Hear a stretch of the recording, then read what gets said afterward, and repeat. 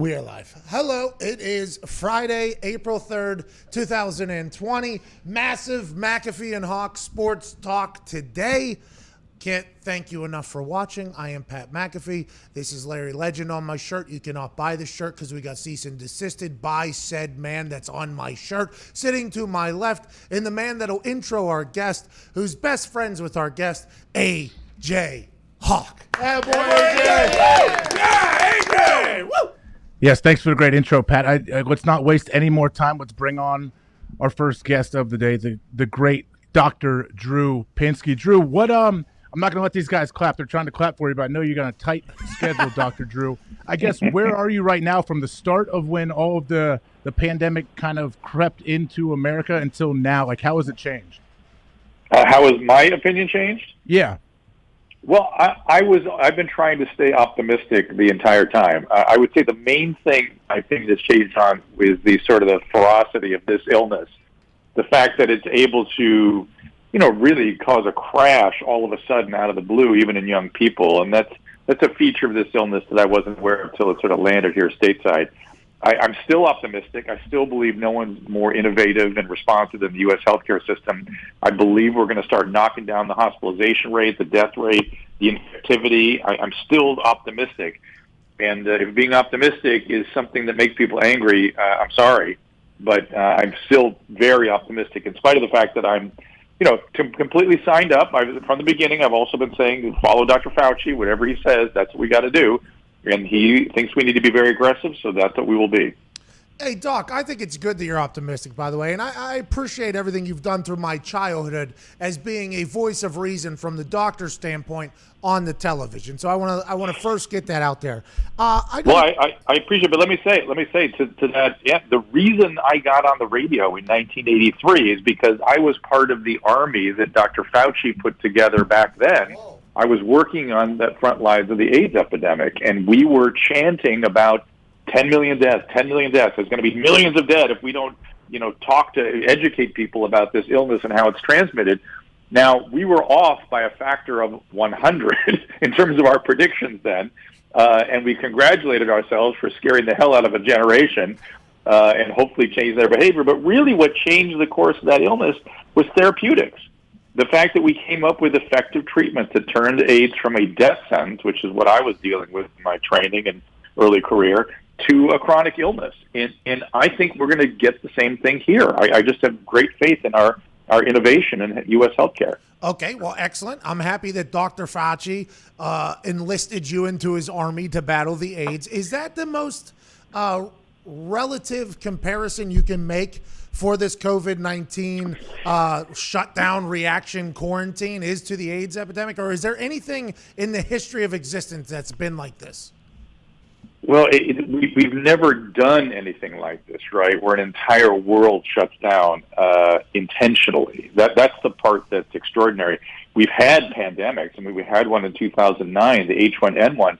That virus infected 1 billion people and killed 500,000, mostly 40 to 60-year-olds. And you guys barely know that happened.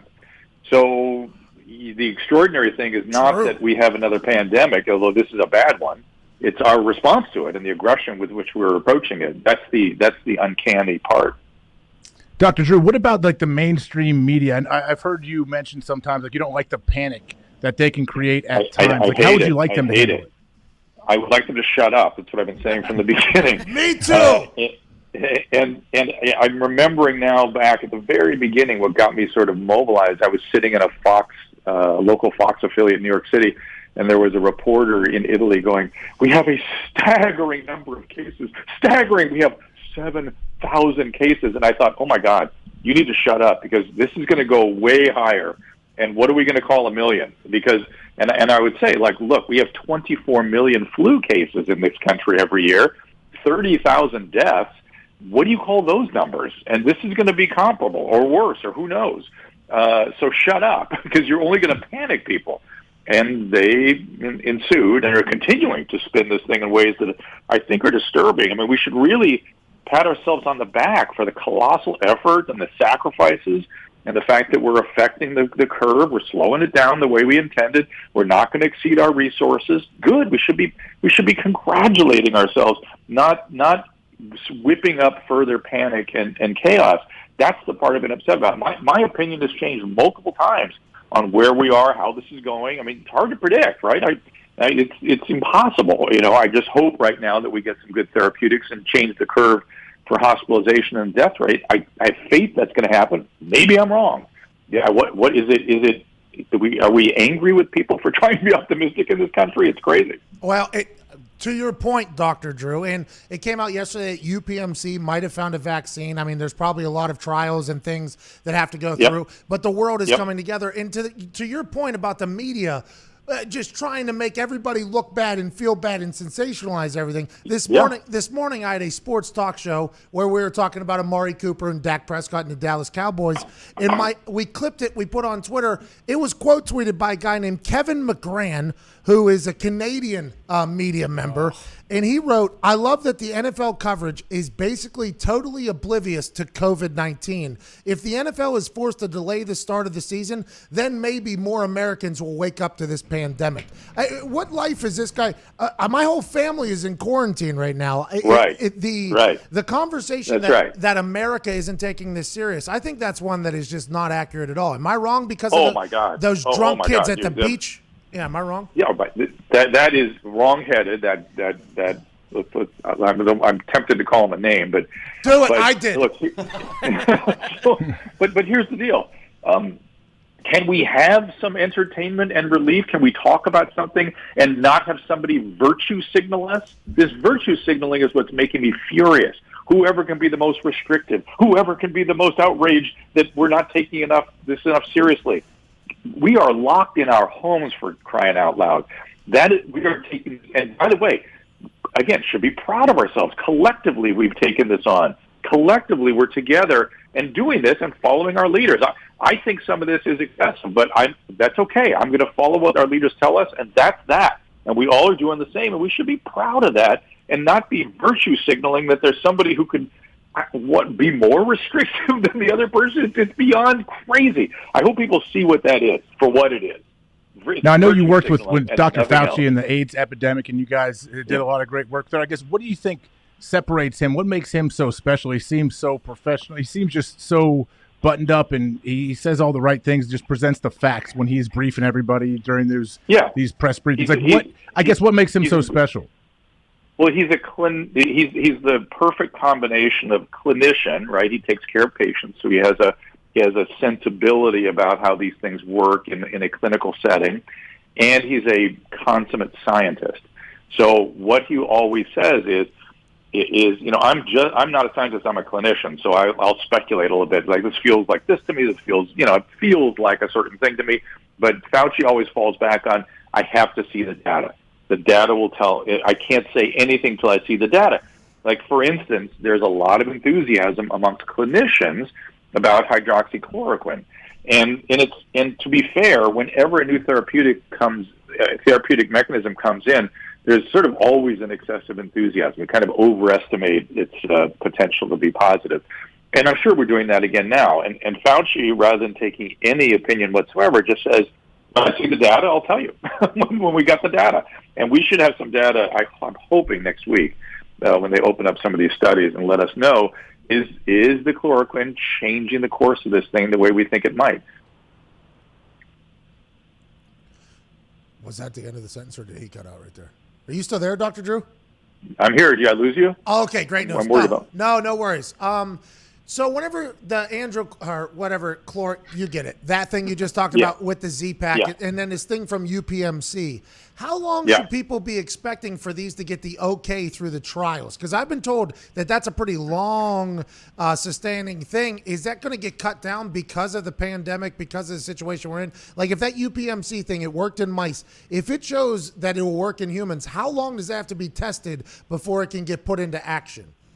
Yeah, there are 3 good vaccines out there, apparently, and they're well into clinical trials. The most optimistic report I've heard that may or may not be accurate was that there'll be something available for healthcare providers maybe in the late fall, early 2021, and that the more general application would be the following fall. That's about as optimistic as it gets. But in terms of therapeutics, again, that's vaccine. In terms of treatments, the FDA has approved hydroxychloroquine. There's tons of studies that are coming in that look from other countries that look really quite good. And there are antiviral combinations being tried all the time. Again, I'm hoping we start to see that data in the next week or so. So once that initial data comes in, it may be a little while before there's formal sort of endorsement for it, but believe me, clinicians will start to apply it. Dr. Drew, if we want to apply this to sports, like a lot of people want to know when and if like sports come back. I guess whenever the sports do come back, and we don't know right now, everyone's guessing. I guess what does that look like? Is it going to be gradual where you were taking everyone's temperature right away? Are there going to be fans in the stands? What is it? Oh yeah. It'd be weird, right, if they tried doing it without anybody in the stands. That's like uncanny. I can't imagine that happening, but I guess that's one stage it could happen. And to be fair, look, the athletes can infect each other too, so that has to be dealt with as well. Just look at the NBA. That's the prime example of that.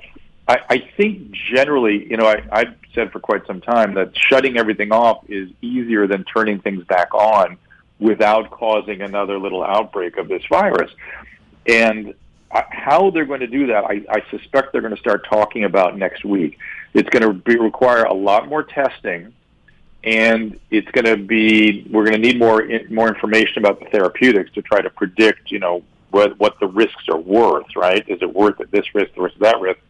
And then when we test, we're going to find out who's got it, who's not had it, who had it, and then start to use some sort of novel technology. Dr. Birx is the person to look out to for that.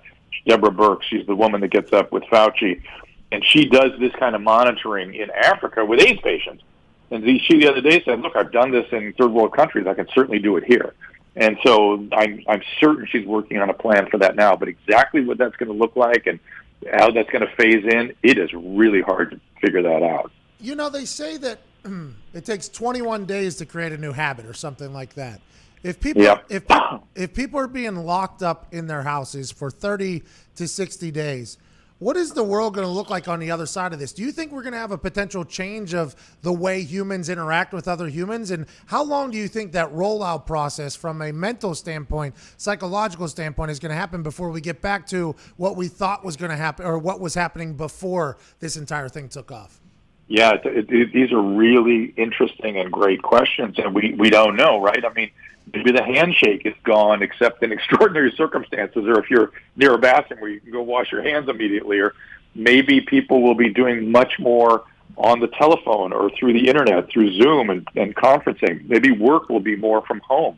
Maybe we'll be afraid to go into crowds. Maybe, who knows, will sales be down in tickets to professional events, or will people sort of become complacent and head back towards their normal behavior? Usually people head back towards complacency. I mean, they head, but I think a lot of stuff will have changed permanently. And the one thing that I find, well, I'm not permanently, at least for the time being, but the one thing that's kind of interesting to me is if you notice that if you walk by somebody, normally in a crisis, people are drawn to one another. Now you notice people, like, they recoil, like everybody's a potential infecting agent. So people pull away from one another. And that's a very strange behavior. And I think that's going to be with us for a while because, until we get the vaccine, people are going to have to do social distancing of some type to kind of protect themselves. So it's, and what do we, I hope we start to have, more detailed conversations about our end of life's plan. I mean, what if, let's say when you're 75 years old and a new virus comes along, do you want to be on a ventilator? Have you thought about these things? And there's just so many areas that it's going to be affected. And the other thing that really worries me is we've blown up millions of jobs and millions of businesses. And if this keeps decaying, I mean, what are those people going to do? Exactly how's that going to work? That kind of frightens me. So they need to kind of get things going sooner than later. What kind of impact mentally do you think this will have on young kids? Like, I have 4 young kids, and now obviously we're doing the homeschooling and all of that. And my 2 oldest are old enough to know what's going on for sure. Like, how do you think it's going to affect them mentally going forward as they grow up when they had this kind of traumatic experience where their whole life was kind of changed? Is it going to change how kids and people interact in the future? It will. They'll remember how they feel. it's some really interesting stuff is coming up, like even in my own family. Our kids are sort of having their millennial age. That we have 27-year-old triplets, and they're virtue signaling and they're doing all the things that millennials do. And the other day, my wife and I looked at each other and we said, our parents were World War II. Her father was a World War II veteran. All four of them were deeply affected by the Depression, and they prepared us for this. That was they were constantly beating us up, and we are sort of ultimately prepared for exactly these kinds of crises from what our parents hammered into our head. And so we had to point that out to this younger generation. And I'm wondering if the really young ones will be sort of similar to the Depression era, and like they'll be constantly worried about a catastrophe. Certainly that was hammered into us by the generation that preceded myself and my wife. And it's prepared us. We're like completely prepared for catastrophes. I'm wondering if your little kids will be a similar generation. That's so interesting to think about, because your moments, right, Carrie? I still remember exactly where I was when September 11th happened, right? Me too. I remember exactly where I was. I'll remember this forever. I couldn't even fathom being in high school or something, having your entire spring semester basically canceled. There's a lot of people. Yeah. There's a lot of people that are asking this question that I'm about to ask you, and it's in our YouTube comment section pretty heavily right now. And I think it's been talked about a couple times, but I'm not 100% sure if anybody knows the answer. The second wave of this, if somebody gets COVID-19, does their body build up antibodies to fight off COVID-19 again, like maybe chicken pox or something along those lines? Or is this more like the flu where you can get it and get it again, and this thing could remain in our culture for a long time? Right. So COVID-19 is a very stable virus, unlike the flu, which drifts year to year. So even when you've seen the flu one year, it changes its genetic construct such that the following year it can get you again, which is why we chase it with vaccines. It's also why we don't hit the bullseye every year with the vaccine. With the coronavirus, we think that you have probably at least a year of immunity for sure, and maybe something more sustained. And by the time your immunity wears, we will have a vaccine. And that vaccine, again, will be stable because the virus is stable. So once we get the vaccine, we will have the solution to this thing. This virus, the flu, its niche in the ecology of life for the flu is to drift and kind of stay alive in the human genome, as long as it possibly can. This coronavirus is to take over and replicate itself massively, and just get it all done up front. But that's a good thing for us in terms of vaccines. The other thing is about recurrences versus reinfections. You will hear stories out in the press of people getting sick a second time. It appears that's a recurrence and not a reinfection. So some people will have a sort of a second illness, and those are people that didn't completely clear the virus in the first place. Now, we don't really know a lot about the immunity yet. These are all presumptions, so people should be careful even if they've had it. But they're probably in good shape, and probably that will be part of the rollout when people get back to work. People who are immune can go about their business.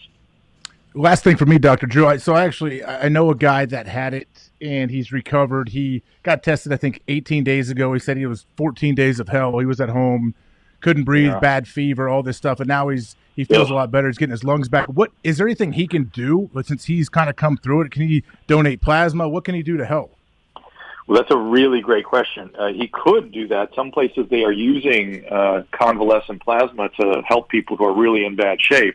So he might want to check with, it's so hard to figure out where to go right now because it's such a tapestry. Where are they doing those kinds of interventions? You would have to do some legwork, probably call a university or a hospital and say, are they doing anything like that? Would they like any help with that? It's not like an easy putt, like you can call the Red Cross or something. So I'm delighted that he's interested in helping other people, and I would say that's a great impulse. Please look into that. Dr. Drew, we can't thank you enough for your time. We know you're a busy man. I don't know what you were going to call that guy from Canada that came after me earlier, but if you would like to say that right now, you could for sure. No, I'm trying to stay positive on all fronts. I'll leave you to those words. Well, hey, we appreciate the hell out of you. I feel like I learned a lot here today. Good luck with your everything. Stay safe, and we appreciate you.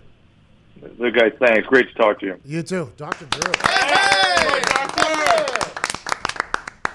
Okay, AJ. Good booking there, AJ. I thought I was going to hate the guy. I thought he was very smart, very good, and said, hey, if they hate me for being an optimist, they can hate me then. I'm going to stay positive through this whole thing. That was very interesting to talk to a guy that was definitely smarter than both of us combined. Yeah, it was funny that I heard him on somebody else's podcast talk about his kids virtue signaling and talking about all this stuff. And Dr. Drew's like, hey, if you want to help, stop talking. Why don't you go do something? And he said, I think Dr. Drew explained to them that he kind of put his name in as like an emergency doctor that could come in and help with trauma patients at hospitals. He's like, I'm putting myself out there. If they need me, I'm available. Why don't you guys try to figure out how you can help? Like, he was talking about how he's getting kind of frustrated with his kids. So it was interesting to see. That guy coming after me from Canada is one of the biggest pieces of shit I've ever seen. Can we pop the tweet back up there? Yeah, this is my answer, obviously. But how good did he feel putting that out? You know, like while he was typing that up, he was like, here we go. I'm a hero. I'm going to be the one that calls out why people are contracting the coronavirus in America. And sometimes it's the easiest tweet that is really the most effective. And me telling him just to shut the fuck up seems to be a real crowd pleaser. And to be honest, I couldn't wait to fire that thing off. That thing, there was no filter. There was no trigger pull. That thing was typed and sent before it was like an AR-15 as soon as I saw it. And by the way, I chose to quote tweet him so others would help me saying that as opposed to just responding to him. That is a decision that I have to make on a regular occasion whenever there's buffoons and bums that are tweeting me. I chose to quote tweet that just so everybody who might be bored and locked in their house with nothing else to do but potentially laugh at the clown and the monkeys that are on the internet and on the television, I thought maybe they can get involved and pile on this fat stooge from Canada alongside me. Okay, so what gives him the impression that people aren't taking it serious? Because we saw a video a week ago of some young kids that are 18, 19 on the beach in spring break. Like, that's giving everybody a bad name. I feel like, at least in the circles I've been around, like, people are taking it very serious. All sports in the world are canceled except for wrestling, and WrestleMania is going to happen in a studio with no fans. Like, there's never been a time like where this has happened. I feel like when the NBA canceled the rest of its season, I feel like right then everyone's like, oh, okay, there's billions and billions of dollars down the tube. Like, with all of these sports canceled, with everything going on, I feel like people are taking it somewhat serious. There's always going to be humans that are outliers, right? I mean, that's going to happen. There's still people on beaches right now, I'd assume. But I think a large majority of the humans in America, just like a large majority of the humans in the rest of the world, would like this to end sooner than later, so we're buying in. I mean, the fact that literally my entire life has been my house, this office, my house, this office, my house, this office. My parents have been married for 75 years. They're together all day, every day right now. My parents are battling in the house right now. I get a phone call from my mom.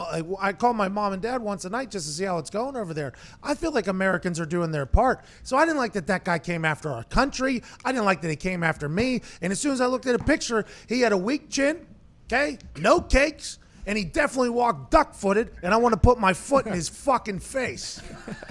I hate that guy. I was not happy about it. I've been working. He hasn't responded. He hasn't responded to your tweet yet, because I am sure he's getting piled on from plenty of your fans. Yeah, he obviously backpedaled like a little bitch that he is. I mean, he's just a little punk ass, that guy. I've been working my ass off, I feel like, as an attempt to dance monkey dance and hopefully distract people. And this guy not only does an elbow drop from Canada on me, but also America. Get the hell out of here, pal. Hey, get the hell out of here, pal. I don't know why you're so worked up, pal. I don't like one him. Guy. I didn't like this guy. Big fat stooge. I didn't like him. Oh, I agree with you. Yeah, that you're 100% right. I just think you should, like Dr. Drew said, now you can be optimistic. He's trying to stay positive on all fronts. All right, I'm past it. You know what? A story that came out, Pro Football Talk. By the way, I think we're gonna have a wrestler on our show in a few minutes. I think. Good. Drew McIntyre is potentially joining us. I don't.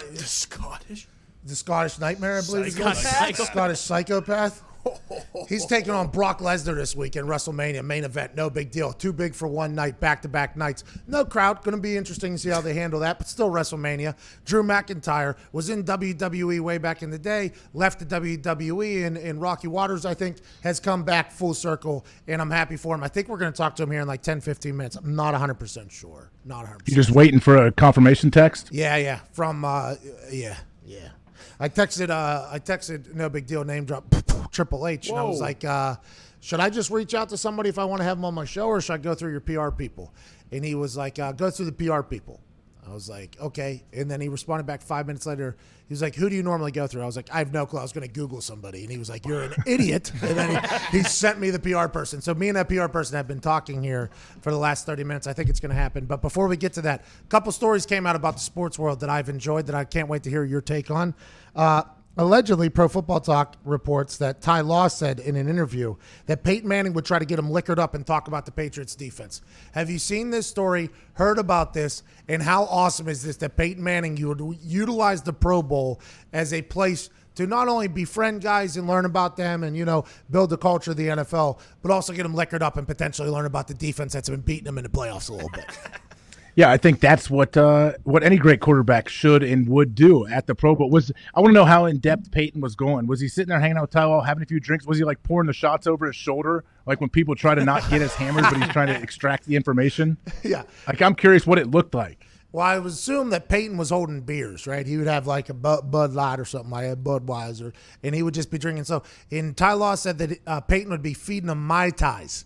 So Peyton's getting double Mai Tais or whatever and just send them over. Hey, let's get all the DBs. Hey, all the DBs, come on. I got drinks for all you guys. Let's get some triples around here. He's drinking I drink beer, no big deal. He's just sipping on it, and then he just does a lap. I think about, so Ty, whenever, what are you seeing? These types of things. Tyler, get the fuck out of here. I don't play that game. He's like, all right, well, maybe not you. Let me go to the Browns secondary right over here. And that's Peyton probably got information from others, by the way, that Ty Law wouldn't give in because he was an OG. I assume there's some other players out there that have given Peyton Manning information that they had no idea they were giving to him that obviously led him to becoming one of the greatest quarterbacks of all time. Yeah, I think it's a great move. And can you imagine, like Peyton, I'm sure he knew the targets to go after. Some guys that were in their first or second Pro Bowl, young players that are texting their parents, hey, I'm sitting at the bar with Peyton Manning. They're trying to like sneak a selfie in with Peyton, and Peyton's sitting there trying to ask them what they do on third down and in the red zone package, and the kid's just giving up all kinds of information. He thinks they're best friends. They exchange numbers, and the only time he ever gets a response back from Peyton's asking him something about their defense and what they did. Hey, last week I saw you guys you guys were kind of shifting your coverage a little bit. Was that normal, or what do you got?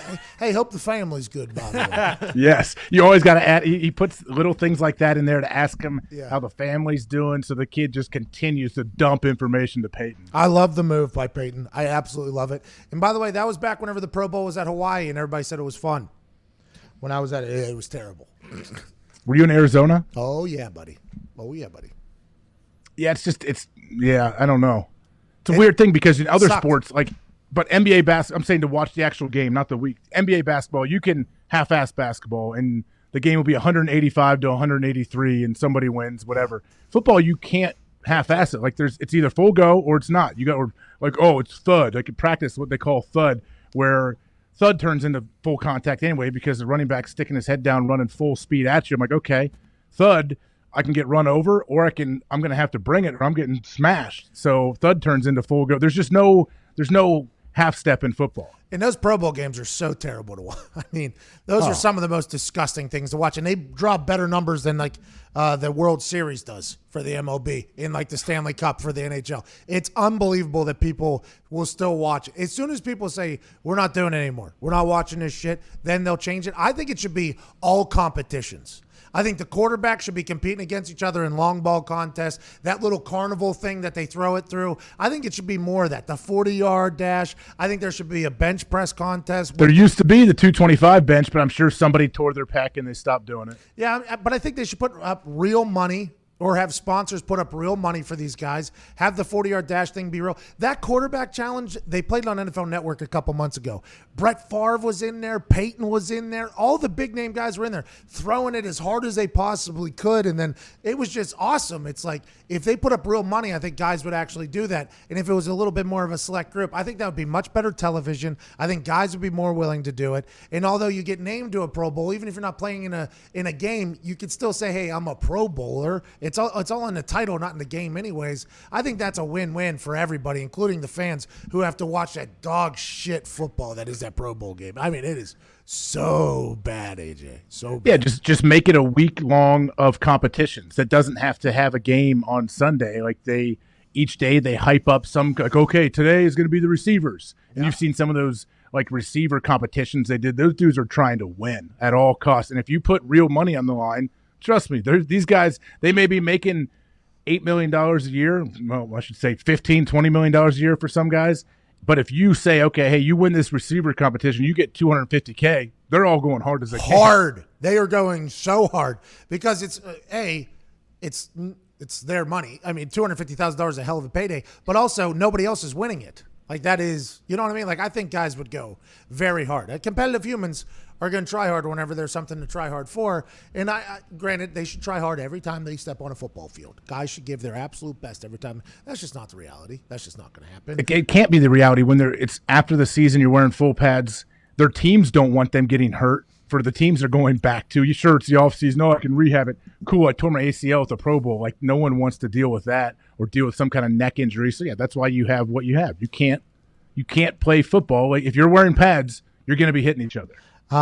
Derrick Henry signed his franchise tender, 1 year, $10.2 million. The Tennessee Titans are taking shape. It is alleged that they are intrigued by Jadeveon Clowney, who has dropped his asking price from 20 plus million to like 16 to 17 million or something like that. The Titans, it feels like, are ramping up for another potential go here, especially in the AFC now that the Patriots are dead. Yeah, and doesn't he have ties with Vrabel? And Vrabel was the D-line coach at Houston. I would assume they crossed paths. That they were there at the same time. Oh, yeah, I forgot about that. I guess the Titans are interested. I thought, and I might have been wrong here, and I feel like I cover this on a day-to-day basis here, I thought Clowney was going back to the Seahawks. I thought Clowney went out into the market. It was said that he wanted 20-plus million. There were other defensive ends that were getting 20-plus million, so he wasn't wrong for that. Who knows if he tries hard, Rob Ninkovich question, if he tries hard every single play and everything like that.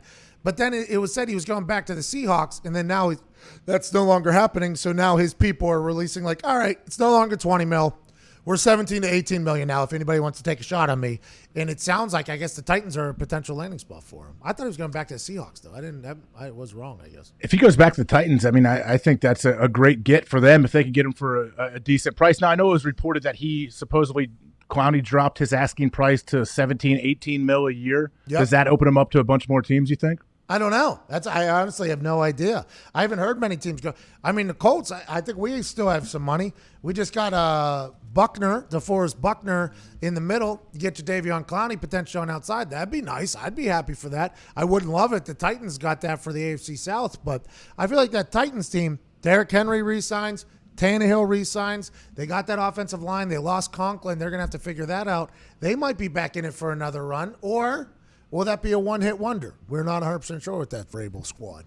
It is. They're a team where it's hard to forecast their future. Like when they exited the playoffs and they almost make it to the Super Bowl, you're thinking, all right, well, you know the Chiefs are going to be back. They have a long run ahead of them. But when you talk about the Titans, you start thinking like, I don't know, maybe this was a one-year wonder. And can Ryan Tannehill, replicate what he did last season when he resurrected his career and got a big old contract from the Tennessee Titans? I hope he can. It's cool to see kind of a comeback story. A guy that got benched and gets traded, goes to Tennessee, bam, steps in and almost leads into the promised land. So it's a cool story. I just don't know if they're set up for like long-term success. Does this feel like the Jaguars from a couple years ago? A little bit, but not as much, I feel like. The Jags, I mean, how crazy is the Jags were so close to beating the Patriots and going to the Super Bowl. What was that, 3-4 years ago? 3-4 years ago? 3 maybe. People forget about. I mean, their defense was legit that year. And remember, they were getting yelled at and accosted and critiqued for taking a knee at the end of the first half instead of stepping on the throat of the Patriots with Blake Bortles at quarterback. Blake would then go on to get paid, which would then cause quite a rift in the locker room, I guess. And now they're imploding, basically. They just trade away a quarterback they paid $80 million for last year. Are the Titans going to potentially be that? They paid Tannehill after that situation. Now, granted, they got Derrick Henry back, which is great news.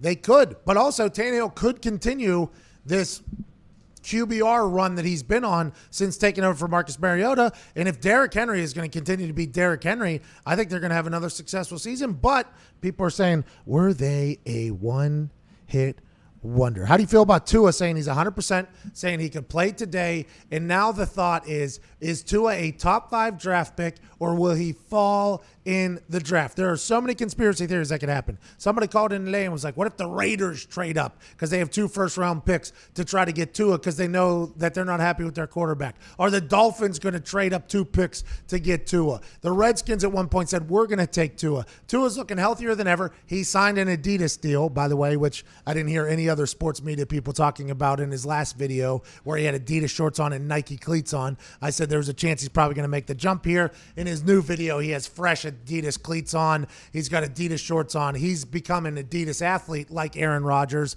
and Dak Prescott.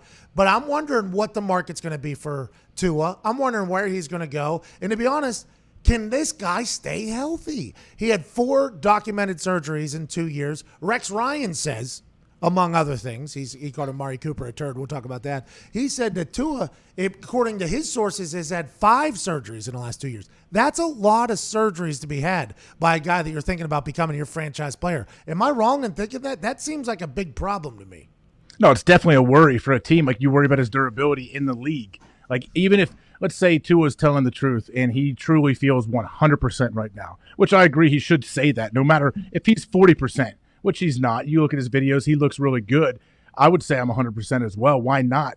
That's what makes it kind of a weird year. They can't get their hands on him, really. They got to check him out at the combine, but now they can't really do the further testing a couple months later.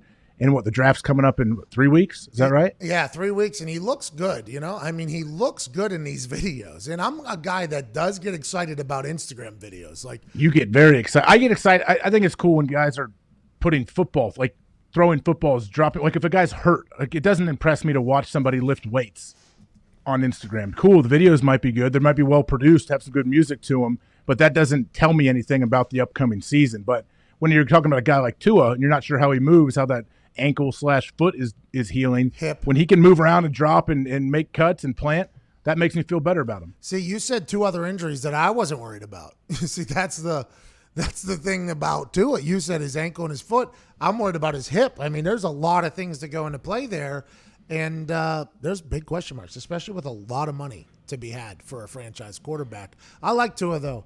And I think my biggest difference between whenever I look at Instagram videos and stuff like that, and I see what is their best reps, right? Because that's what's put on Instagram, is their best reps. In my head, it's like, if you're mentally tough enough, you can do your best reps that you do in practice in a game.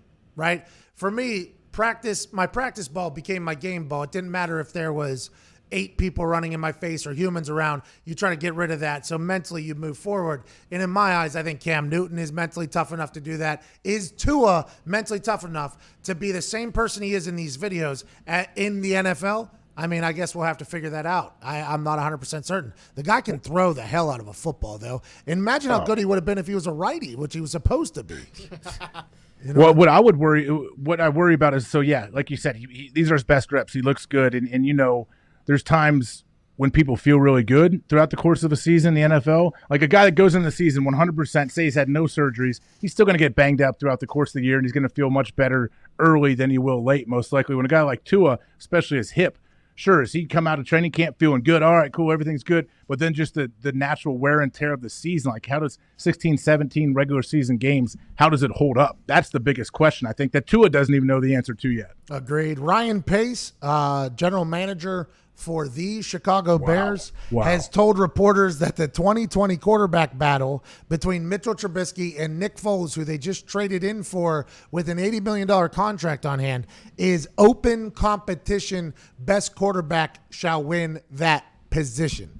I hate this personally. I think it's a bad idea. I think a team needs to know who their guy is. In football, quarterback is a coach in the locker room. The team needs to know, because now all you're going to do is split the team. Now you're going to split the wide receivers. You're going to split everybody on who should get the gig. Even the defensive side of the ball is going to be like, hey, that big dick Nick guy's been slicing us the fuck up. And we know that everybody now is going to be split. It's not a good way to build up a locker room, which is something you need to have a winning culture in the NFL. Even though I do believe this is probably a decision that they thought about, like, hey, we'll get them to compete. It'll be best player wins or whatever. These are 2 veteran quarterbacks. These aren't 2 rookies competing for it. These are 2 veteran quarterbacks. I just don't know if this is the right way to handle it. And I don't think ultimately this is a team. This is a way to build a team that could go on the long haul to the Super Bowl. Personally, I just think it's a bad idea. No, I think it's a terrible idea. I think once you made the trade for Foles, I think he's the starter. Whether you want, I understand, like, it's like the Patriots thing, like, oh, every job is open. You know, there's always coaches the first day of training camp, they're like, there are no starters in here. Like, every job is open. Yeah. It's a competition. You got to prove it every single day that you deserve to be in the lineup. But now with this weird offseason we're having, where there's going to be no OTAs, no mini camps most likely, who knows like what training camp will look like. So you're telling me whenever they finally get back out there on the field, you're going to have to hash out this quarterback battle. Hey, make sure, okay, so today Mitchell gets the first 2 reps with the ones, and then Nick Foles gets the next 3, and then Mitchell comes back for the next 2 because you have to get an equal look and see what they look like with the ones. Like, that's just not an ideal situation to build a football team and try to get better. I forget who said this in here. Nick, I think, said it. Nick said that he thinks Ryan Pace brought in Nick Foles so that Mitchell Trubisky can beat him out, and ultimately he looks like the genius that drafted Mitchell Trubisky instead of the person that didn't draft Patrick Mahomes or Deshaun Watson. And then that's why a lot of people said that they didn't bring in Cam Newton, because if Cam Newton gets in there with his skill set and his personality, there's a chance he wins over the locker room and is a better performer than Mitchell Trubisky. That's what Nick alluded to. I don't think that is completely out of the realm here of possibility, because why would you bring in an $80 million contract and then say, hey, it's going to – that's dumb. I mean, that was dumb. That's a Browns or Lions move. That's not a Chicago Bears. Bear Don. Well, that's the thing, though. If you're the GM, of course you're going to be protective of your draft picks, especially if it's a high draft pick for the quarterback. Like, you want to be known as the GM that brought this guy in, like your franchise dude. Ron Wolf in Green Bay was the GM that traded for Brett Favre, to brought him in from Atlanta. So naturally, he looks like a genius. Brett Favre becomes Brett Favre. He was a backup in Atlanta. He comes to Green Bay and sets the world on fire and makes all kind of people around the world a Green Bay Packers fan because of just Brett, on how great he was and his personality. So I don't know, man. Like, I at some point you got to let go of the ego part of it if they're your draft pick, whatever. Or maybe he truly believes Trubisky is the guy. But if you did, you wouldn't bring Nick Foles in, and you would have talked about picking up his 5th-year option too, which they were real hesitant to even talk about. They're we're not going that far, dude. I don't. Last year with the kicking situation, obviously the ball was blocked and then double doink happened. It was blamed on Cody Parkey. Could have potentially been blamed on the guard that slid a little bit and got his hand on it. But, I mean, kicker's job is to get the ball through the uprights. That's how it goes. Double doink, though, obviously. I mean, you hear Zito react to that. So Nagy knew that he had to replace the kicker, right?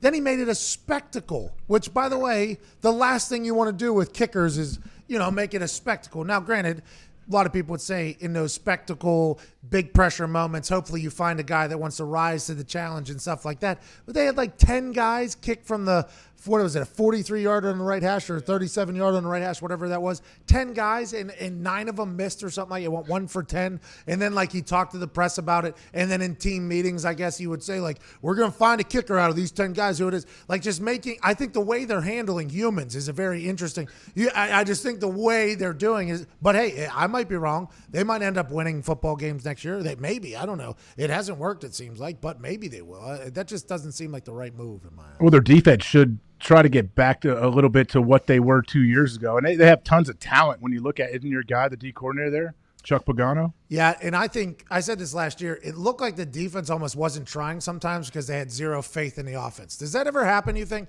I mean, it's not that they don't try, but you can only hold up for so long, I feel like, if you were the Bears defense, when like, all right, we got to win this one 9-7 today, guys. No mistakes. Like, we can't even make them one mistake. Like, and normally in a game you're making tons of them, but you can cover up for it. Your offense gets you some help, but they just had gone so long without much help on the offensive side. I don't think it's like a conscious decision, but yeah, you can only hold up for so long when you're a defense. You obviously, Aaron Rodgers was your quarterback, so every game. I never had to deal with that. I was very lucky. I always have great quarterbacks and great offenses. Well, that's what I'm saying, though. But you would know as a middle linebacker, especially with friends or whatever around the league, going into games, like for instance, that Broncos, whenever they won the Super Bowl, and even go back even further with the Broncos when they had Tim Tebow, they were winning games like 10-6. I think it was like 7-6 some games. It was 13 points was the best.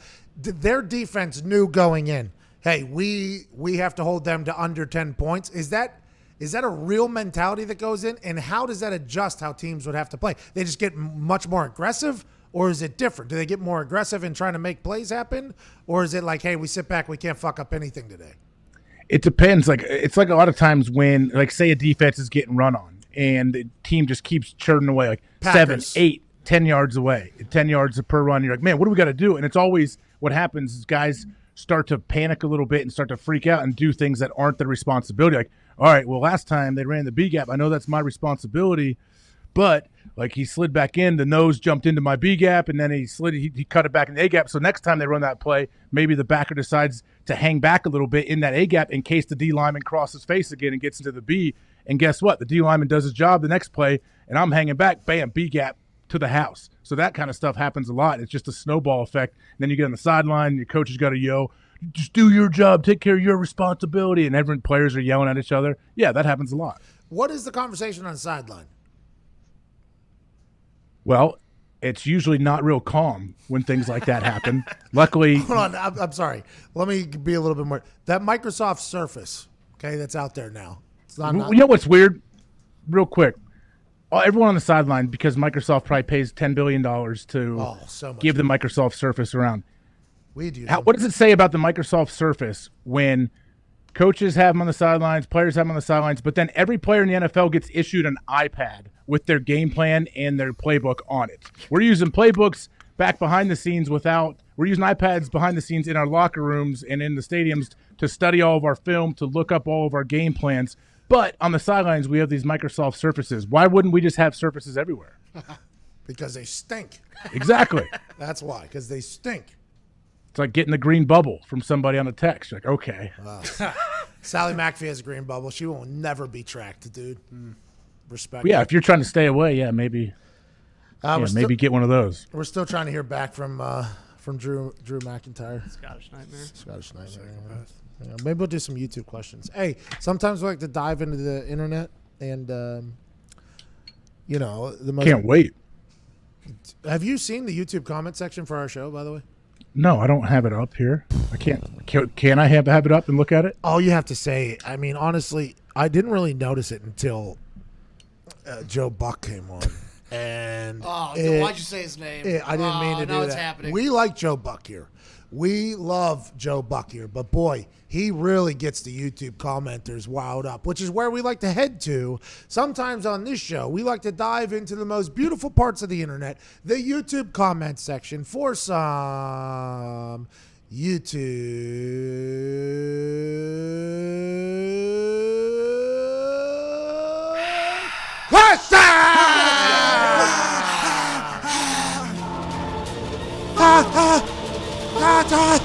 YouTube question. Zito, please. So I found this one. It's a Game of Thrones-esque question. Would you want this one, or want me to go to the next one? Did you ever watch Game of Thrones, AJ?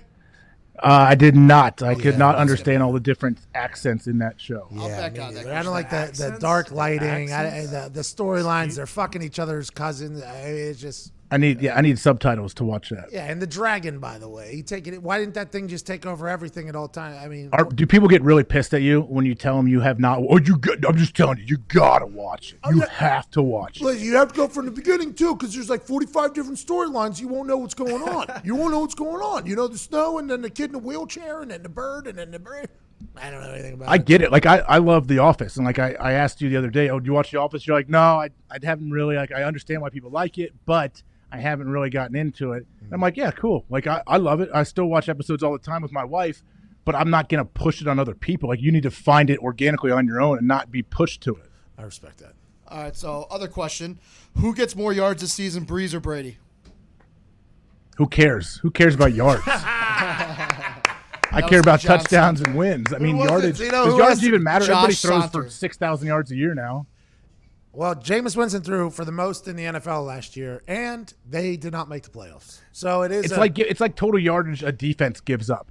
It's all like whenever that's a goal for defense, like, oh, we want to give up under 300 total yards, under 250. I'm like, I don't care at all. We can give up 9,000 yards. If we give up 10 points, we're probably winning this game. So it's about how many points you give up when you're a defense. Offense, yeah, yardage matters, but what matters, like, okay, how does the quarterback do on third down? How many third downs does he convert? How does he play in the red zone? Does he turn the ball over? Like, those are things I care about. I often wondered, the bend but don't break it's a real style of defense. Am I right?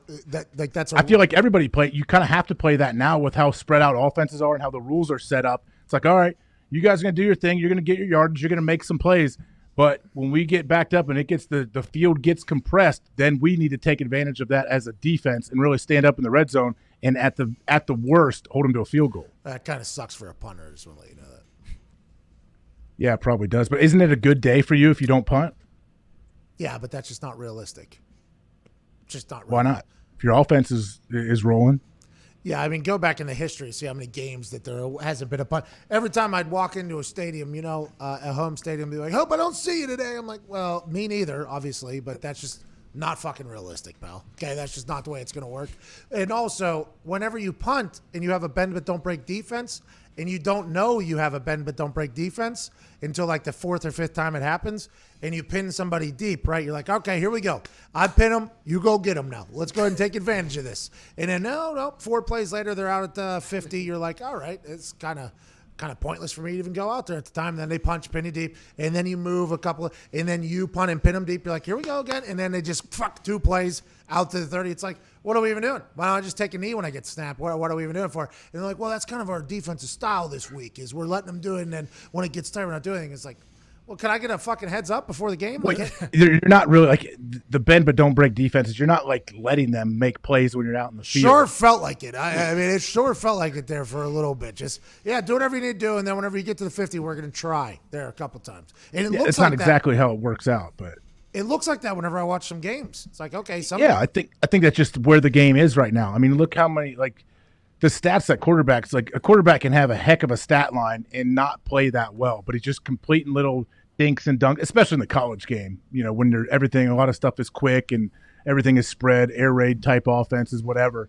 But yeah, I mean, they don't consciously say, okay, we're going to let them make plays and then we're going to finally start to try once they cross that 50. Like that, it doesn't naturally happen that way. Yeah, it did. I saw it. How important is field position, Pat? People don't talk about that. It's probably boring, but it's a gigantic thing. It used to be the number 3 determining stat on who won the game. You could just look at these stats and see who won. Hidden yardage? No, the number 1 is obviously the score. That's a stat that you have to win the game. The turnover margin is normally the second stat that you can tell who won a game. Like, okay, if they're +2, they're going to win 92% of the time or whatever. And then the third one is the field position. Like 85% of the time, the field position winner is normally the one that wins the game. Yeah. Hey, going back to that Foles-Trubisky thing, don't you think at the same time it kills the quarterback's confidence a little bit? Oh, yeah. Like if you really did like Mitchell Trubisky, and I know Nagy's even said, he's come out and said since they brought Foles in, he's pumped up. You can tell his competitive juices are flowing or whatever. He said he's ready to get in there and compete. I'm like, well, he's not exactly excited. You brought a guy in that's a Super Bowl champ that has an $80 million contract. He's not excited. That doesn't mean he's going to quit. He's going to compete for the job. And if he wins it, then maybe he feels even a little better and you build his confidence up eventually. But what are the odds that he actually wins the job over Foles when you take into account his contract? No, dude, he's pumped up. He's a competitor. He likes playing the game. He's excited to still be a Chicago Bear for this city, for this organization. No matter if it's the Green Bay Packers or Detroit Lions or Nick Foles, he just likes competition. And honestly, that's why we drafted Mitchell Trubisky over Deshaun Watson and over Patrick Mahomes, because he is the consummate competitor no matter what happens. And that, to be honest, that's why we brought in Big Dick Nick. That's what he said. And it's just like, shut it. Nobody believes you. Nobody believes. Like, Mitchell Trubisky 2 years ago was number 3 overall QBR. This last year, he stunk. Now you're bringing in another guy. Mitchell Trubisky is at a breaking point almost. And he might be texting you, telling you no big deal. But he would have much rather had a situation where it was like, okay, Mitch, we're going to give you another shot. Here we go. Let's build back up. And instead now it's like, hey, coming out of quarantine, no work. Now you got a guy with a massive penis taking it on. Well, maybe this is like Mitchell's turning point to where he goes one way or the other. Either he crawls into a little shell and he's not able to compete, or he does compete. It brings out something. It turns something on in his brain. Yep. And all of a sudden becomes a much better quarterback. And he has this giant chip on his shoulder for the rest of his career. I don't think that's going to happen. Or he sucks. He's going to suck. Yeah, I think he's going to suck. Come on. Let's get to the updated news here. We have Drew McIntyre in about 5 minutes joining us via FaceTime, by the way. Via FaceTime, Drew McIntyre. So you'll be hanging up on me and calling back? Well, technology-wise, we have to hang up on you to FaceTime. Dr. Drew was with us earlier. That's his audio. Dr. Drew's audio sounded really crisp too. It was nice. Yeah, that's actual Drew McIntyre. Dr. Drew was earlier. This is Scottish psychopath Drew McIntyre joining us in a couple of minutes. Is he the final match? I have no idea. I'm assuming main event you go last, but it's too big for just one night. WrestleMania. It's too big for just one night, AJ. What do they have you doing? Are you going to be in there reffing or anything? Nothing, dude. Nothing. Is there a ref for this? Oh, well, yeah, you have to have a ref. By the ref is one of the most important parts of the whole match. Oh, I know the Bond is the blonde hair ref still there? Oh yeah, Robinson. Oh yeah, Charles whoever Robinson. that guy is. That's the one guy I always remember going back. He's so animated. I love that dude. He's a left-handed too. He's a lefty ref, which isn't normal. So when he's, you know what I mean, he's coming in with that instead of everybody else with the right. He's got that big left wound up. You know what I mean? Two. We're gonna do an entire. We should do that. Yeah. We're gonna do that last WrestleMania. You know, we were at last WrestleMania. Yeah. Oh yeah. Where was it? Oh, I don't want It to know. was at MetLife Stadium over there in New Jersey. How long is that clip, by the way? How long? It is 8 minutes and like 53 seconds. That's too long. I was about to run it right now while we hang up on you. Run this clip as a throwback, flashback Friday to last WrestleMania, whenever Zito took a roof off of an RV. It cost us $45,000 1 year ago. Didn't you have some kind of insurance for that? Somebody got the low tier. Yeah. Insurance. Specifically. Yeah, we had to sell some shirts to get that money back. Never did, obviously, but Zeke still got a warrant out for his arrest there. yeah, the old lady that owned the RV that rented it to us, and then we took the lower tier insurance. She fucking hates Jose Perez, which is Zito. She hates him. Kayfabe, Is that bro. Zito's name? Jose Perez. Kayfabe. Jose De Jesus Perez. Jose De Jesus Perez. Zito, where were you born? Who's asking? Me, AJ. Chicago. Okay. Don. Parents are from Cuba, though. So you're the big. How'd they get over here? I believe a boat or a plane. Did they have to sneak out? Yes. The oldest was he was supposed to be held in a camp because once you turn 15, you automatically join the military. So they snuck him out. Oh, your quinceañera. Your brother got stuck? No, like her older, like my mother. At Your least uncle. my mother left that way. Oh, and how'd your dad get out? I think plane. Oh, so was he just, fine, he yeah. just said, see you guys later. I'm out of here. I'm going to America. My mother had to actually Escape. sneak out, because family members would have been put in camps. Full Spanish-speaking family growing up in Chicago. And these people are, now that we've been around Zito for a while, his family has to be angels. Just absolute angels to live and create that thing. Imagine. I mean, look at that. Look at that. I mean, it's just next level. I mean, his family has to be the greatest family. I've never met him. We have no idea. We think they're billionaires potentially. We don't know exactly the background on Mr. Zito, but boy. Actually, I will say this. My father had Apple stock and accidentally sold it right away. Oh. Did you have Zoom stock? It's going up, but now it's at the top of the mountain. It's not always as good a view as you thought. Now they're being exposed because there's information getting leaked to third parties, and the FBI said Zoom is taking all your dicks and spreading them around Facebook. That's what every company does, though. That's our information is so valuable. They gather it all and they sell it to the company so they can market towards us. So what did Zoom do that was illegal? I think I don't know. I think it's just kind of every app that, they just have so many people on there now. I think it was just like a heads up to them. Like, hey, all you people that are thinking Zoom is the new answer for everything, just know that much like everything else on the internet, they are tracking your every move and sending it and making money off of it. Yeah, I guess I'm glad I don't think I've used Zoom during this time. Most people are, but when it's just one-on-one, really, we don't have to use Zoom. Nah, we FaceTime. We OG this thing. FaceTime. Yeah. Speaking of for group FaceTime, though, we just got to hang up on you, Oh, that's awkward. It's fine. Sorry. See you, AJ. You didn't even let him say bye? It's kind of rude. It's never a goodbye. My Zito just hung And up. Connors did a see ya. Like, that was rude. Let's go to the YouTube comment section real quick. See you later. Zito, go through Bergen, New Jersey. You'll find all the Cubans, says Rick Berry. Okay. If you need to find some Cubans over there, go ahead there right now. Should we have taken Mahomes? Garrett Kirk says he's a Chicago Bears fan. Yes. That's what's wrong with the Chicago Bears there, though. You know what I mean? Their fans are wondering if they should have got the guy that's going to make over $200 million instead of Mitchell Trubisky. That's the Zitos over there. The Zitos, the Bears fans, don't even know if they should. Yes, you should have got Patrick Mahomes. Now, granted, there was a lot of people that passed over Patrick Mahomes. It wasn't just the Bears. The Bears just so happened to need a quarterback in the same draft that Patrick Mahomes was available. So that's why it's kind of spotlighted a little bit with more Mitchell Trubisky. Not doing fantastic. Did you see that April Fool's that someone edited over the draft? Oh Putting yeah. Mahomes. Oh yeah, that was rude of you. That was rude. very. You guys that was did rough. not deserve that. We're setting up the call right now. It should be in a couple seconds. Ask Pat if he takes the frosting off a cupcake and make it a muffin. oh, no, I that did is a sandwich. yes. That was what I was going to say. You actually take the top off of a cupcake, you flip it over and put it on the bottom. Now you have a sandwich where you don't have to put your hands on any icing, and it's just a delicious treat. It is a cupcake cheat code through and through, and I'm happy. I'm happy that others are doing it. It's a good move. It's maybe the best move in the history of cupcakes. I've become a croissant guy over the past couple of days there. I think that is something I've enjoyed.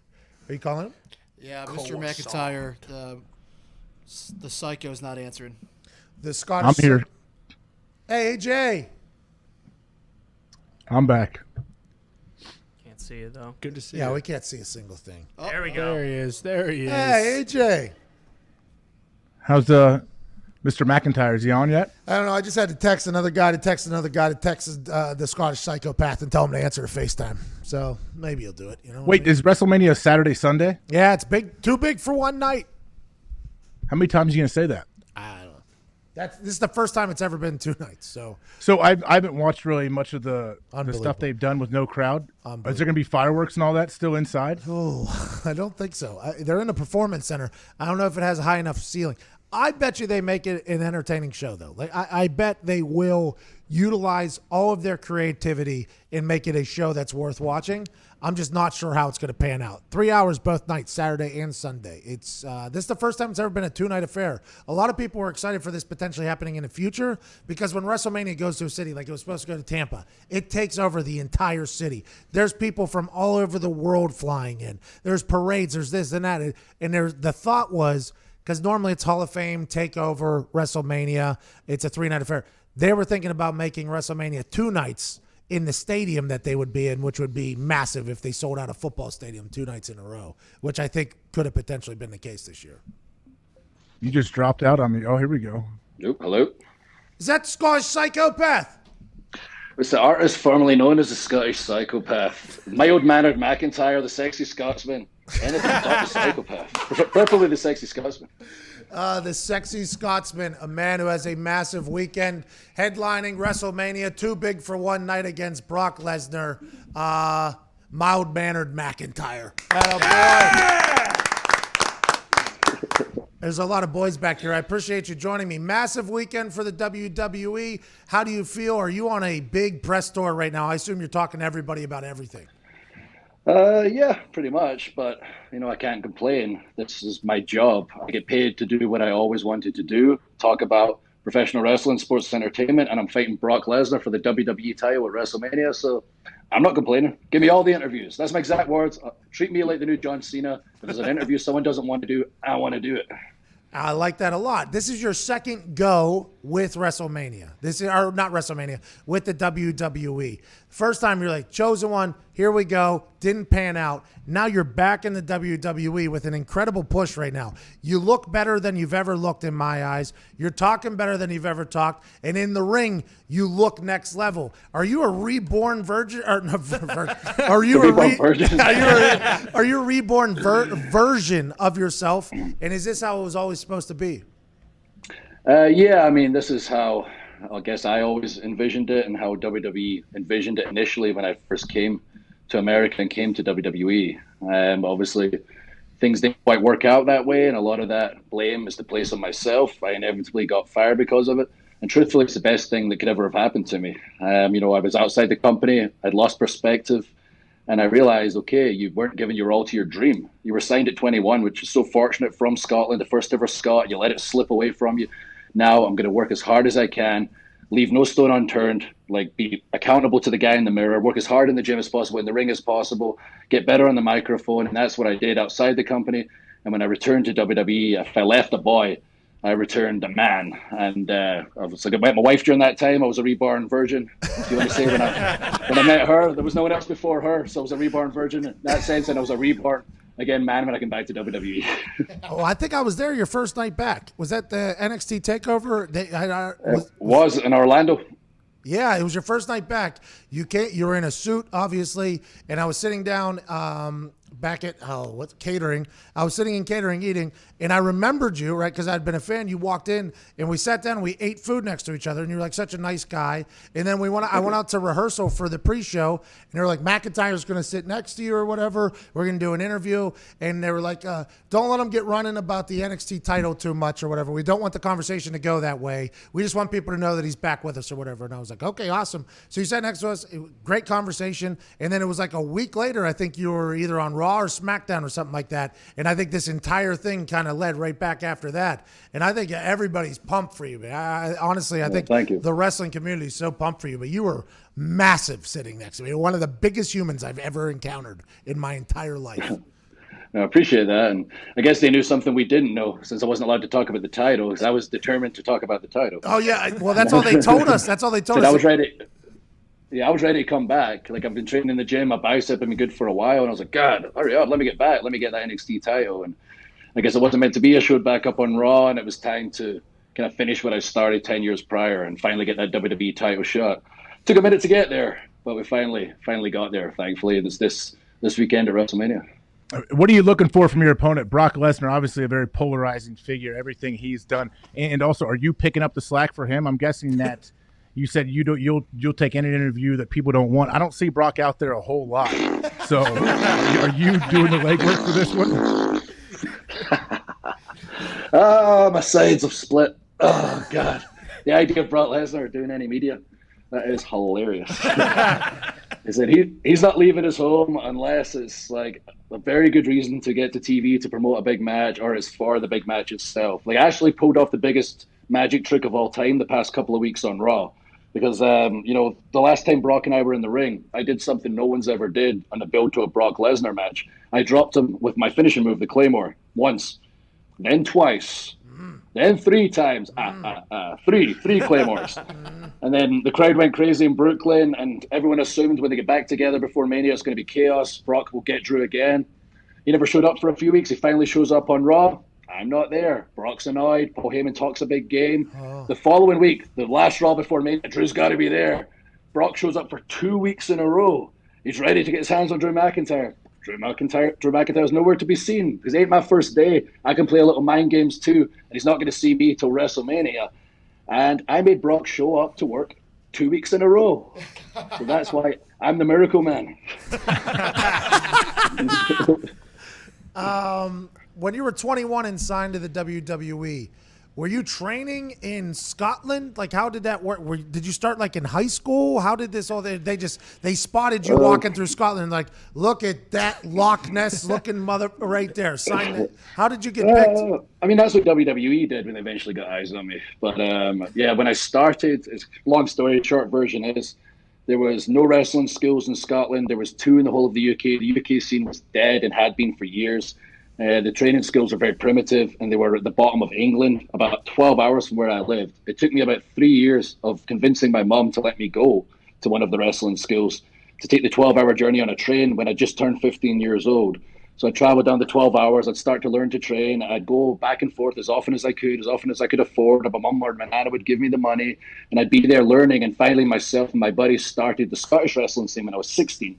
And I started doing shows around Scotland, and eventually in England. I became one of the bigger names when I was about 17. Met Sheamus when I was about 18. We became the big feud in Scotland, England, Ireland, was Drew Galloway versus Sheamus O'Shaughnessy. And inevitably, when I was 21 years old, my last year at university, thankfully, WWE's got eyes on me at a tryout. And John Laurinaitis, the head of talent relations at the time, said, "Drew, I'm thinking about bringing you to America." And I said, "John, I'm thinking about letting you." So that was kind of the short version of my story. Was a lot of hard work and a lot of miles. What do you think? Like, where would you be right now if you never left the WWE? I can't say convincingly that I'd be in the position I'm in now. I'm not saying I wouldn't be. I think something would have went off eventually that I got to start working harder and stop messing about, especially out the ring and making some poor decisions and working hard on the gym. But the time away from the company and really applying the lessons I learned in WWE and not under that WWE microscope, and just, I guess, a lot of companies trusting me to be the face of the company and a franchise player. I inevitably learned to be a top guy in about 6 different places in 6 different countries. And just leading those companies and building them from a few hundred people maybe up into the thousands, and knowing that I was the difference maker. The name WWE sells the product. WWE is coming to town. I'll go see WWE. Unless it's John Cena or The Rock, people aren't coming to see an individual. They're coming to see WWE. And I was making a difference. My name was selling tickets. And that's what I truly learned to be a top-level performer. It was during that period where I knew when I go back to WWE, I'm ready not just to be one of the guys, to be the guy. And that's what I'm coming back for now. I'm not trying to be a top guy. I'm trying to be the top guy. 19 years experience. Any situation you throw at me, I'm ready for it, including the current situation. The world's standing still, and I want to be the guy to lead WWE forward. Aside from the time being that is right now, obviously this is a different time for everybody on earth, including wrestling, obviously. What the day-to-day of a wrestler, a sports entertainer, is absolutely insane. Every once in a while, we'll come do a watch-along or a takeover pre-show or whatever, and we get dropped into the world of sports entertainment for like a weekend, and then we're out until another month later, and then we're dropped in. The amount you guys do like 3 live shows a week, TV, then pay-per-view, traveling, the ability to stay not only mentally healthy while doing all this and his workload being insane, but physically. Do you just have the most discipline of all? How do you not just eat terribly everywhere you go? How do you look? You have a 12-pack at 6 foot, whatever you are. How does the travel and the workout and the rigorous routine, how does that combine for how you look? It doesn't make any sense to me. It doesn't. I'm serious. I gained 30 pounds. It's like I guess I don't know any better is the first answer. Like, it's all I've ever done. And I'm just so used to being on the road full time, 4 days a week minimum, sometimes 2-week tours, sometimes 3 weeks before I get home. And I'm just used to living this lifestyle, keeping myself in shape, getting to the gym. And my abs aren't that great. I always say you don't want to get abs because if you ever lose them, people say, God, he's out of shape now. So I like being big and lean, but not too lean. Don't get that 6-pack because if you lose it, if you're a little injury or whatever, you eat a little bit bad. Then everyone thinks you're out of shape. But the biggest difference maker since I came back to WWE is the meal prepping that exists now. There's these companies that can provide you with individualized meals that you can microwave, and you can take them on the road in a Yeti cooler instead of just hitting the McDonald's after a show when everywhere's closed and you're trying to drive 4 hours to the next town. You have your ready-made meals. So between eating what I want to eat and those meal preps, that's how I'm able to eat properly, which, as you know, is about 75% of it anyway. So that's my diet covered. And then I work out hard in the gym. And then, to be honest, my metabolism is really high and I've got good genetics. So that kind of helps out. Yeah, good genetics helps out a whole lot, especially when you back it up with eating well and working out. But how much do you know about your match coming up? Do you know are you the last match? Do you know when? Like, how fluid is it leading up to WrestleMania? Yeah, I'm going to know that about the same time as the rest of the world are going to know that. Like, I like to think the way it should be is the Royal Rumble winner is the main event of WrestleMania. I had a long-term plan when I came back to WWE. If I am the main event this year, then I've broke my long-term plan by 1 year. So I'm really, fingers crossed, hoping that Brock and I are the main event because I can't think of anything that should be above the Royal Rumble winner against Brock Lesnar, the biggest, anomaly in our business. Like, he's so unpredictable. Obviously, he loves to fight. He's not afraid to hit or be hit. He's so unpredictable in our ring. He'll literally bust a guy open with his elbow sometimes. You don't know what he's going to do. 2-time UFC champion. The guy who just tried UFC is like, I was good at wrestling. I'll try UFC. 2-time champion. Boom. That's the kind of freak of an athlete he is. You got Drew McIntyre. Like, I'm Scottish. I'm mental. I'm not afraid to fight, hit, be hit. You can tell that if you watch me wrestle. You can tell that if you've seen me in the bars when I was younger. You put me and Brock Lesnar together. It's basically, with nobody in the building, going to be like a pub fight, a bar fight, with two giant men, and you're going to feel every hit. There's no loud crowd drowning out the sounds. We're going to batter each other, and it's going to be great.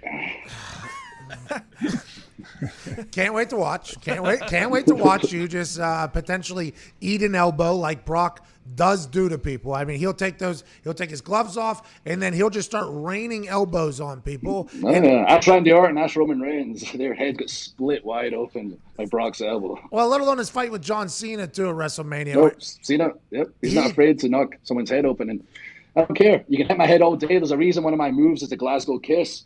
Obviously, we kiss different in Glasgow. It's a headbutt. So you can hit my head all day. It ain't going to split open. I just got sent a little factoid about you. I'd like to read it to you and see if it's true or not. It's on the internet. Oh, God. It's on Wikipedia because then it's wrong. Well, I think that's where we found it.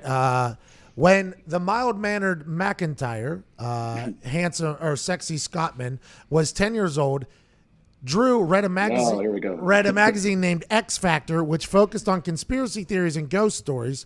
This prompted him to write a letter to the FBI under the Freedom of Information Act, to which the FBI responded by sending him a file with several documents. He would then go on to earn a master's degree in criminology from Glasgow Caledonian University. Is that true? Are all this true? The first part's true. It's a bachelor's degree in criminology. I didn't quite have the time. I got signed by WWE before I could take it any further than the bachelor's. But yeah, the first part's true. I was 10 years old. I had a subscription to a magazine called X Factor. It covered, UFOs, ghost stories, like bugs, weird diseases, just kind of weird magazine. And it had a sample letter for the Freedom of Information Act that was kind of I guess just passed at the time in America of this is how you get the documents. So I filled out the sample letter. I added in, my information, the documents I wanted, sent it to America.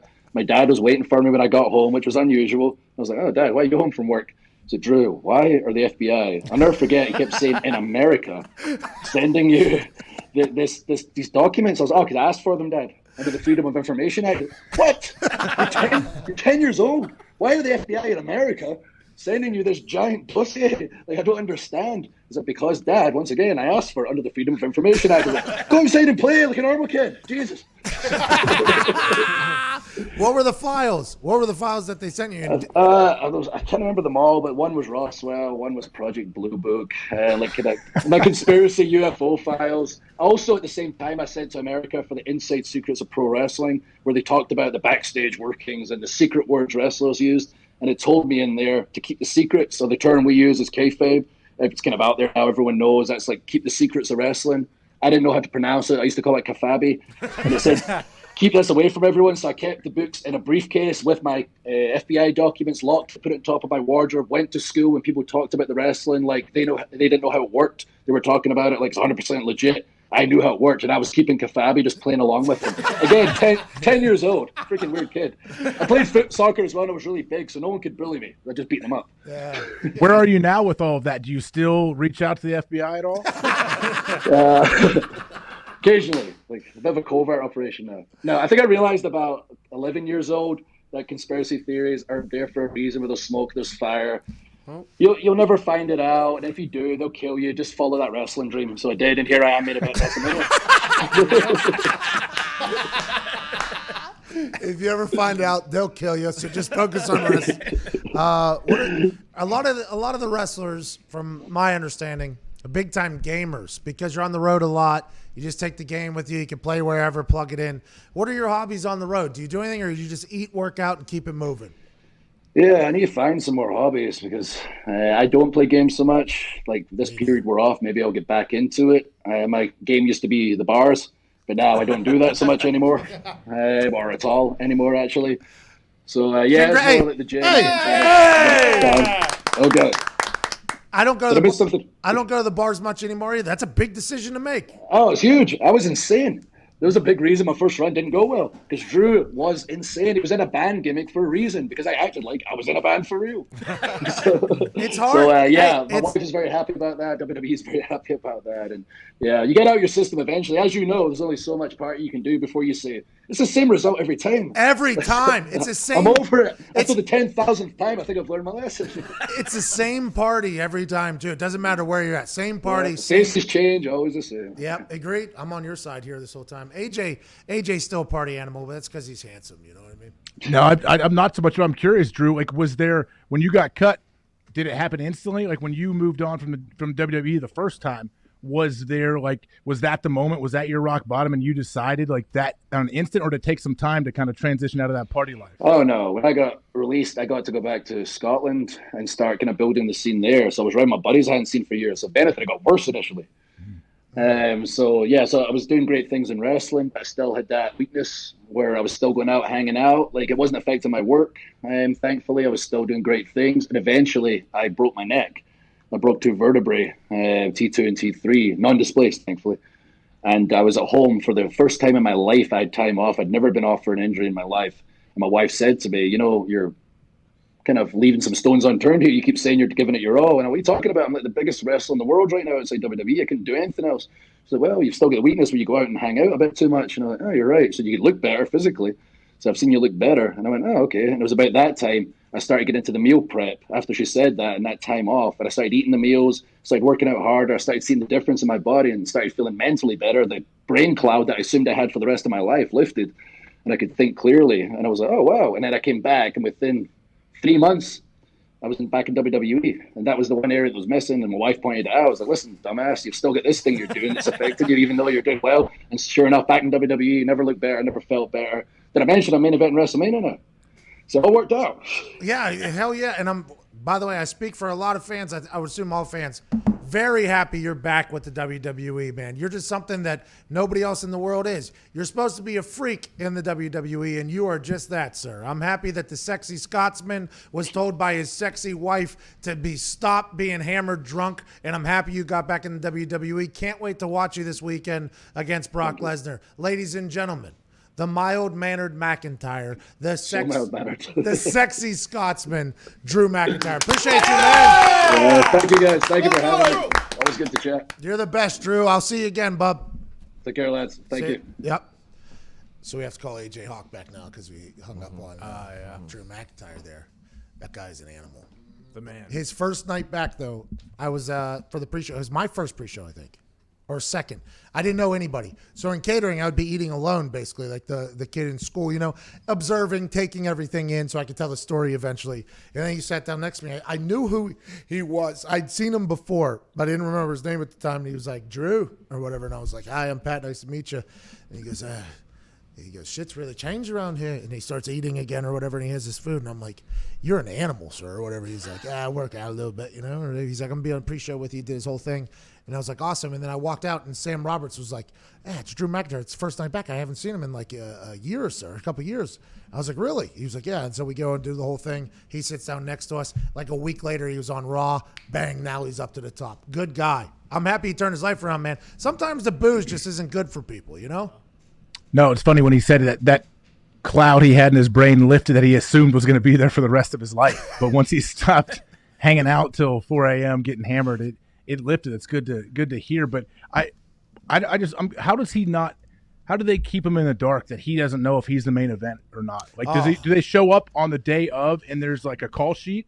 Yeah. How does it work? So I think even the run of show changes all the way up until like right before the show because that type of information can't get out. So like WrestleMania, especially. So what, Vince and John Laurinaitis the only ones that know? Like, who knows? I think Vince. I don't know. I'm not privy to those conversations, but the one WrestleMania we were at last year, I was at, I guess. All the boys tried to get in, but Zito took the roof off the RV. Like right before the whole thing started, there was like a scurry of the workers I saw happen, and it was a reshift of the lineup, right? And Brock Lesnar came out first, and there was a whole different. So I think that's a big deal. Like big deal for the technical, the people that are there running the pyro and the intro videos and the music, like that's a lot to handle for those people when they don't know exactly what's coming up. And there's like 4 hours, 5 hours of rehearsal too. And like they rehearse everybody's intro is rehearsed. Is that the order? Do they practice once they know the order? So I think there's like 4 or 5 different run of shows, I think, that happen on any given day. Like I think they practice everybody's intro with the original run of show, and then the arena opens up for the fans, right? So then rehearsal's over as soon as fans start coming in. So then everybody goes to the locker rooms and to the back, and then I assume that there's a chance that run of show changes again, and then papers are sent out to everybody, and then even again sometimes. So it's like, I think that's an evolving process. And I would assume he's going to main event just because it's Brock Lesnar, and he did win the Royal Rumble. But I don't think they tell anybody because they can't let that information get out to anybody for whatever reason. K-Fabi, you know what I mean? He can't, Yeah. can't do it. Kefabi, yeah. Well, if he and Brock don't main event WrestleMania, who else is in the running? So Randy Orton and Edge right now are a great build-up. I mean, this match is great build-up but it's 2 nights, right? So somebody's going to headline Saturday, and then somebody will headline Sunday, which I think is a smart idea. I think it's Is Triple H wrestling? No. Do you think he might? He didn't look like it, right? I mean, whatever. no. Normally, What are you trying to say about his physique? have you seen him He's jacked. Yeah, but when he gets into like when he's going to have a match or whatever, he becomes like he's an animal of a shredded. You know who I'm curious about? What about Shane O'Mac? He's my favorite wrestler of all time. Oh yeah, He's the best, dude. He's a maniac. He always jumps off the rafters or something. I assume he's going to be in this WrestleMania. No, he's not. But imagine being the son of a billionaire, okay? Son of a billionaire. Your entire life. You can take over the family business, right? And to take over the family business, it doesn't mean you're not going to work hard, but he could have a suit on. He could be in the back creative-wise. Instead, the path that Shane McMahon has taken is to try to steal the show whenever he's in to steal the shows. He jumps off 30-foot-high things through table. I don't fully understand Shane McMahon's brain. I don't fully get it. I don't know if I would assume that if I was the son of a billionaire, I would choose a different path. But I want to let you know, I appreciate the fact that maniac chooses to do what he does. And I don't think he's in it this weekend at all. Undertaker, AJ Styles, there's another potential headliner for Saturday night. Charlotte Flair, Rhea Ripley. That's going to be a big match. I assume that could potentially steal the show, steal the weekend. What else is going on? I mean, Cena. Oh yeah, Cena and the Fiend. That won't headline, but that'll. Who's he fighting? The Fiend, Bray Wyatt. Oh, okay. I know who that is. Yeah. Yeah, Bray Wyatt has this character. What about Yes? Yes, dude. Daniel Bryan? He is. He's taking on whoever the Intercontinental Champion is. and then Kevin Owens is taking the Miz. I think. No, I don't know who it is. Kevin Owens. The Miz from the real world. I've known about the Miz forever. Yeah, Mike Mizzen. He was playing that role back when he was on Real World. Yeah, and everybody hated him. And then it was a good move to go to the WWE. I guess his first few years in WWE were very tough. I guess he was not appreciated or respected in the locker room. But that guy is one of their top dudes. They put him on TV when they need something. Like, hey, we need something. Here's a microphone. Go be. I'm a big fan of Is he a bad guy? Is he a heel? Yeah. Yeah, they try to make. He's a great talker, isn't he? Great. Yeah, all the good talkers are bad guys. I don't know if it's true, though, but Elias and Baron Corbin. yeah, that's a pretty good one. Excited for that. Well, I think it's good they're making it 2 nights because I know from a couple WrestleManias I've watched, they're like 8 hours long. Oh, I had to do a watch along during a WrestleMania. They wanted me to do a watch along, which basically was just a Well, it's pay-per-view too. There's not commercials on pay-per-view. Yeah, they just they sell commercials in it now. They have to, I think. Okay. But I did a watch along during that WrestleMania. It was 7 hours long straight of me being on camera. It's like these days. It's like COVID-19 quarantine days. I found your main match, though. It is Otis versus Dolph Ziggler Yes. for Mandy Rose. Yeah, that's good. Well, doesn't something weird always happen, like special in WrestleMania, where some people may, like old guys may come back for a quick appearance, or Triple H steps in, or Shane jumps off the roof? Like, is COVID-19 going to shut any of that down? I was hoping, because they're doing it from the Performance Center. I would assume there's going to be less of that. I don't know. It's still WrestleMania, which is Vince McMahon's baby, right? Vince McMahon created this thing. It's become this worldwide spectacle that it is today.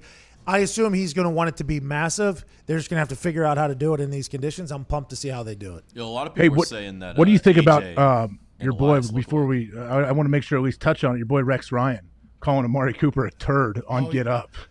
You and I both know that OG football guys use the word turd for players that are late to meetings or a distraction or personal fouls or something like that. Like, that guy's a turd, right? That's how they utilize that term. It is something that is said by OG football guys, coaches, and things like that. Oh, that guy's a turd. It's actually a pretty slanderous word in the football world that is said.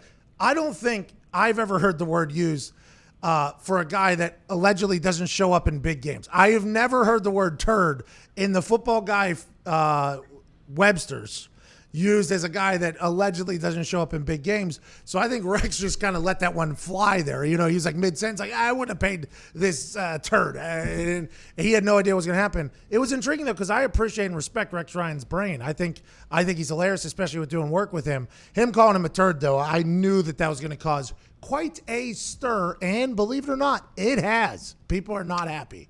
Well, that's exactly what ESPN wanted when they brought Rex on. I mean, Rex in his press conferences, he was such a personality, such a fun guy. Like, that's why they hired him, to say things like this, to speak like he's speaking to his brother, sitting around having a few drinks, and that's what they want from Rex on TV. So maybe he's getting more and more comfortable, and we'll get to hear more of his slanderous terms towards other players. There is an update. Yeah, he apologized. Rex Ryan has apologized. Yeah, I think even Rex Ryan knows that the word turd in the football world is used, but it's for a guy that you think is ruining your team, not playing up to his capability or what he's being paid for. I think there is the word turd in the football world.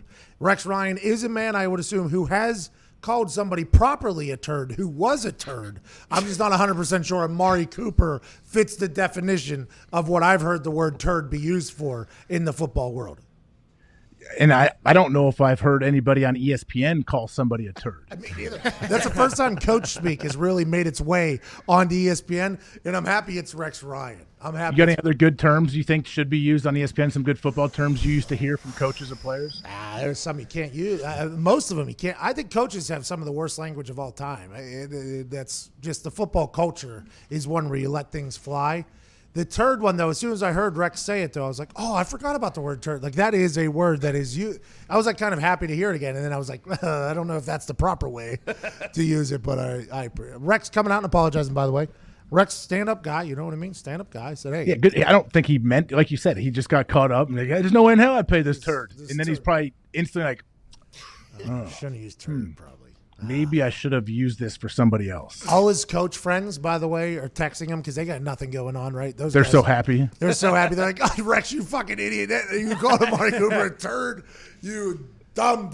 Alden Smith right there, too. Yeah, See, Alden Smith would be, I assume, what has been described as a turd before because the guy was so good at football and he just couldn't get right off of it. And I'm not saying I called him a turd. I'm just saying the way I've heard the word turd used by football brains would be somebody who's a distraction. By the way, I was probably called a turd whenever I got arrested.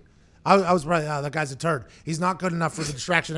I was probably called a turd at one point for a good reason. Just want to let you know. Calling Amari Cooper, though, I don't think that's the right play there by old Rex. Do you think like the Cowboys and led by Mike McCarthy, are they going to have like this chip on their shoulder towards Rex Ryan for the whole season? And McCarthy's like, hey, Amari, you're not a turd. Don't worry about Rex. I got this. Is that how Mike McCarthy would Mike McCarthy not be a guy who's like, you can't listen to that? Would Mike McCarthy embrace that and be like to Amari, these guys think you're a turd down there. We're going to come out here and kick them in their fucking face. Yeah, I mean, I think that's exactly, he would want to handle it like, hey, these guys, these idiot media people don't know what they're talking about. Like, you're going to go out there and we're going to win a bunch of games. You're going to get a ton of touchdowns, Amari, and then we're going to shove it up their ass. Like, that's like something McCarthy would probably do. I like McCarthy if that's the case because I hate the coach that tries to act like that isn't a real thing. Or the coach that tries to pretend like they don't read every single clip written about their team. That's the thing. I talk to the PR people every single morning. I think on every single team, the PR person comes to the coach's office, hands them a printed out packet, and it's all the clippings for that week and or just that day actually. That day. Like, hey, they give it to them under the guise of so you're not caught off guard in your press conference by any questions that are asked, like things floating around the team. Like, we need you to be educated on what's happening around this team and what people are talking about. So when coaches try to say they don't know what's going on or they've never read anything, like, they're almost forced to read it. By the way, they are all on Pro Football Talk every day. Every minute of every day, in between film sessions, Pro Football Talk, what rumors about our team and other teams and the Patriots can we read about today to help pass the time while we're here. A couple comments from the comment section here. Tony McCoy says, so by definition, Connor is a turd. Yeah, I think that would be. Why? Why is Connor a turd? I don't know. This is what this Does he show up late? Does he not do his job? Nope. Guy does his job. I do that Does stuff. his job. No. Yeah. I think I could be classified as a turd. Well, Tony McCoy says it. I mean, Tony McCoy wouldn't lie. Carol Baskin then is a turd. Says Yes. Yes. She's a scary turd. That is a scary turd. That is a horror film turd. Carol Baskin. Also, Howard Baskin, cuck turd. You know what I mean? Cuck turd. A lot of people are saying Rex is a turd. I don't know. I don't know if that's accurate. Don't think so. He can't be one. He made a mistake, he says. All right, here's a hypothetical. Nope. Uh-oh. Can't read that one. I got about a word into there, and I just couldn't I do do it. it all the time. This guy said Foxy's a turd. Foxy didn't deserve that. I will not hide that comment, though. We are a freedom of speech, a freedom of information act, like Drew McIntyre. Yeah. We start out the show with Dr. Drew. We ended it with Drew McIntyre and Turd Talk. I don't think there's any other show that's as diverse as us. Show us range, Colin Cowherd. So much range. Yeah, you're right. We could bounce around so many different topics, different sports, different entertainment. Yeah, we situations. can. Yeah, we can. Whoa. AJ Hawk. AJ Hawk. AJ Hawk. AJ Hawk. Have a great Why do you have one earphone out?